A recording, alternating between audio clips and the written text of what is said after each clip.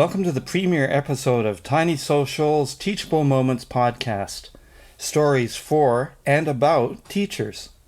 Tiny Social is really just a bunch of volunteers providing free resources to teachers around the world who want to inspire their students to make the world a little better place. And you can find out more about them by checking out their website, tinysocial.org. Today's episode is a story from the fall 2024 edition of Canadian Teacher magazine titled 5 Principles to Help Educators Thrive, and it's written by Lyne Frank.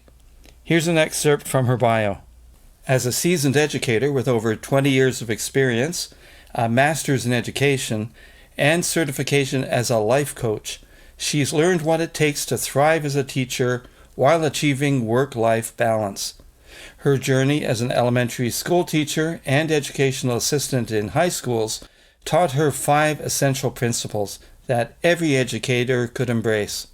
The following principles may help you to avoid common pitfalls and thrive in your job. Principle number 1.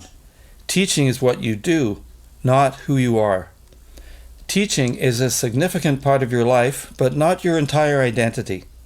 Your gifts and talents are to empower others inside and outside the classroom. Connecting with the other roles you play, whether as a mother, daughter, partner, or friend, is crucial. These roles provide a support community that fuels your journey as a lifelong learner and educator. The experiences you gain outside the classroom often inspire new ideas, allowing you to bring your authentic self to your teaching. Principle number 2. Create boundaries to prevent burnout. As a mother and a teacher, she understands the weight of mother guilt and teacher guilt, which make you feel like you need to do more. In her 15th year of teaching, she realized that without clear boundaries, she was exhausting herself with a never-ending to-do list, constantly driven by the mantra to do it for the kids. To protect her energy, she consciously decided to limit the work she brought home and preserve her lunch hour for herself. By prioritizing self-care, taking walks, and enjoying uninterrupted meals, she could return to the classroom with more patience, positivity, and readiness to teach.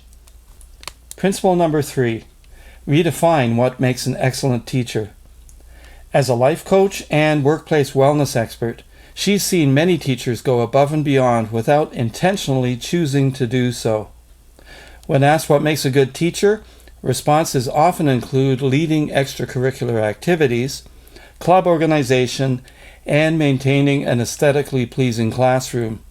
However, in Get Unstuck, a wellness workshop curated for educators, she asked participants to take a moment to reflect on what they truly believe is an excellent educator, and they often redefine these qualities based on personal values and expectations.